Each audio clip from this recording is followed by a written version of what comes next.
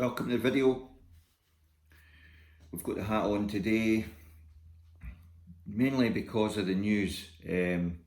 You'll have heard it, everyone's heard it. PGA Tour of America and the DP World Tour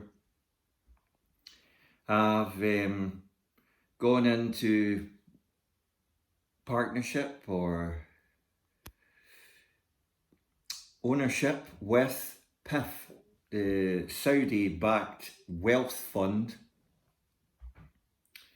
rumoured to be a deal worth $100 billion. Now people are making the comparison between LIV and the Saudi wealth fund. And really, yeah, the two are connected because they're both backed by the Saudi wealth fund. But going forward, LIV is pretty much dead in the water because the ownership part of this is huge. Now, what's the master plan for this? And why has the PGA Tour and the DP World Tour done this deal worth this phenomenal pit of money against all the comments and social media comments about human rights records, atrocities? The list is endless. They've also sold the game, as in, when I say sold the game, what I'm aiming here and trying to put across to you is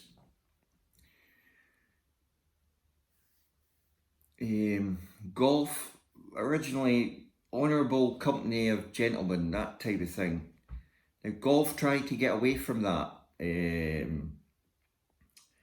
It was the gentry, it was the higher echelons that played golf. Golf tried for long and hard to get back to the, if you're good enough and you've got talent, you can make it, because money shouldn't drive talent. And like growing up, we were all taught as juniors that if we wanted to make it and try hard enough and practice hard enough, and we're good enough, we could become, fantastic professional golfers, and a few of us tried. Where I'm going with this is, like, when you put this phenomenal amount of money into something, changing the game is just the understatement of the year. I mean, really seriously, changing the game. When they were using words like that, I think it infuriated, quite rightly, all the families from 9/11, anyone connected with 9/11, because blood's thicker than water, and no one is trying to rewrite history or sports wash, but that is what it comes across as. And the points that the PGA went over were that the links between the two were, you show me links, that's what they were saying. That they did the deal under a business premise. It was a business discussion. It was kind of fired out really quickly, wasn't it? Short notice kind of thing. I think that was before it got the chance to be possibly leaked and then just taken over by what you might term conspiracy theories or stuff like that, because that is the tendency with modern media now, that people jump on the bandwagon, and the next thing you know, it's grown arms and legs. It's like a cat with 6 legs. It's just, it gets out of hand. It doesn't sit well with me at all, the fact they've done it, because, and here is where I think the whole thing will go. LIV at the moment has got probably a season to go or whatever, and then I think the players will be looking to come back or get amalgamated back. I think the next big thing for the Saudi part of this partnership is they will want a 54-hole World Series. I'll say that again. They'll probably call it 54-hole World Series.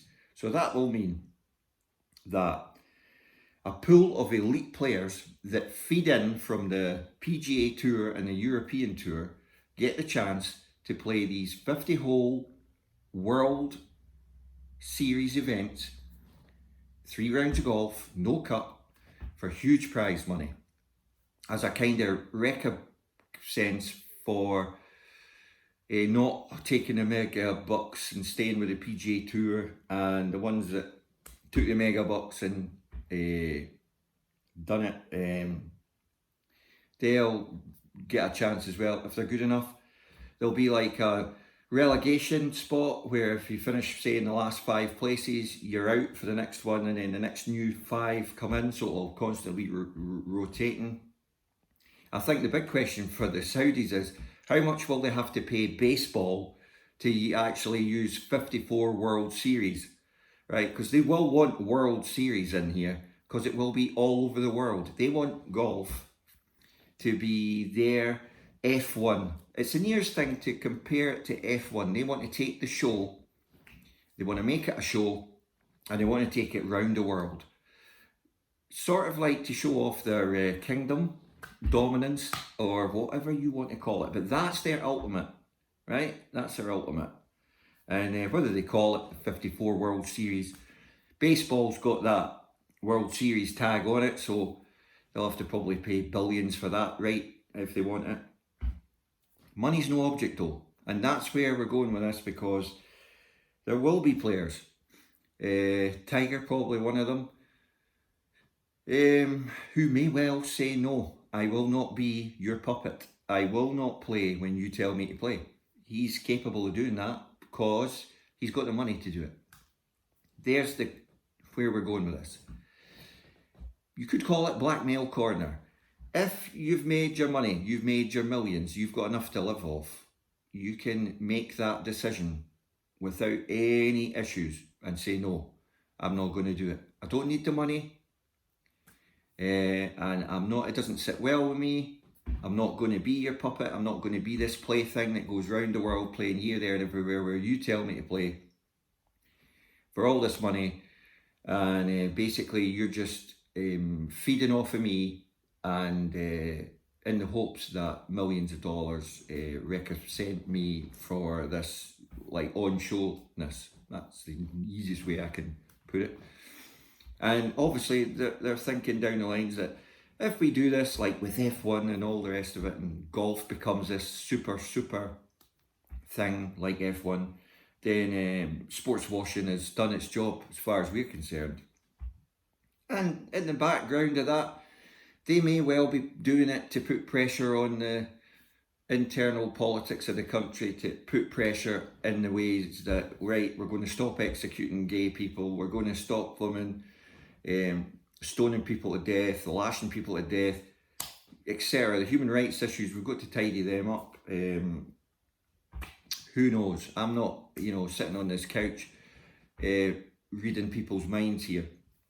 But the PGA and the DP World Tour now have, like, the Saudis basically there, and it's going to be like life changing to the face of golf, because going back to like the thing where I said, golf was like a sport where it was expensive to get into, because you had to buy a set of clubs, you had to join a club, right? But fundamentally, if you were good enough, you could turn professional. And even as an amateur, if you're good enough, right, the ultimate goal for an amateur is to get a place in the US Open or the Open, and qualify and maybe win it, maybe finish in the top 5. It's not been done in over 150 years, but it's not to say it is impossible. But when you start putting in levels of money, like, $100 billion, and everyone starts to become, let's use the analogy because this is easy, to to get our heads round. Football stars, right? You know, they're getting paid £560,000 a week, Neymar, etc. And it's, yeah, we want to own this guy. We want to have him, and we want to get him to play for our team. And we're going to pay him, like, you know, $250 million in his contract. And you start to get to obscene levels of reward for not necessarily the performance, because you will have your good day, bad day. A footballer sometimes has a fantastic season, and the fans get behind it, and it's fan driven, fan support. That's football. Golf, it's individual. So will the live team thing live on? I don't think they are daft enough to actually. They might put one or two sort of team events in as a kind of spread between the Ryder Cup, but I really fear for the Ryder Cup itself becoming this, it already is, like a worldwide most watched golf event when it comes round. But would you be happy with it becoming some commercial, or even more commercial than it already is? Well, with monetary, like, payments to the players, which currently does not happen. Players play in the Ryder Cup for nothing. They make the team to play for the country, USA or Europe. And that was the genesis of this, way back in the conception of the Ryder Cup.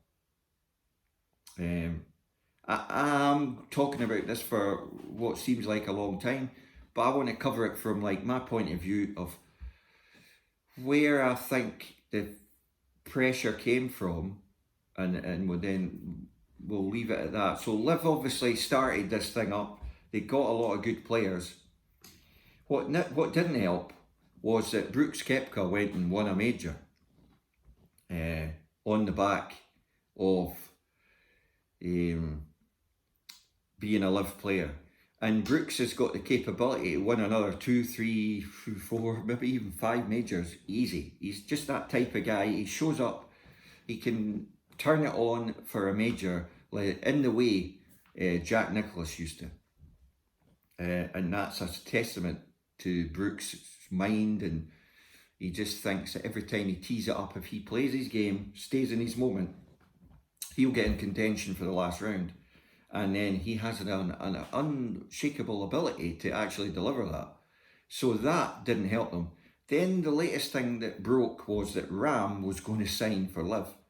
So whether this all became something of a combination of the head of the PGA and the head of the Saudi PIF, Public Wealth Fund, Financial Wealth Fund, got together a couple of meetings and said, look, apparently this guy from Saudi just loves golf, and he wasn't wanting to, like, ruin or destroy the game. He was wanting to just, I don't want to use the word own, but basically be able to say, look what I can do with golf, right? And look what I can, and show people what he can do with golf. A bit like how a king or a queen likes to be the forefront figure of their people, you know? It's the same thing. It's but what's different there is this, you know, group of people have decided we will just buy this,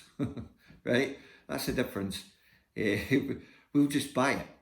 And obviously the PGA and the DP World Tour got this offer, and it was a business offer that they thought, well, they're leaving us in control. And that's yet to be, like, legally, there'll be some sort of caveats and, like, partnership agreements, who's got what to say, but we'll have to wait on that. So I hope you've enjoyed the video. Channel's all for charity. Thanks for watching. Comment below. What do you think? Is this the biggest car crash in sport that you've ever witnessed, or do you think we're just all overreacting? Comment below. Thanks for watching.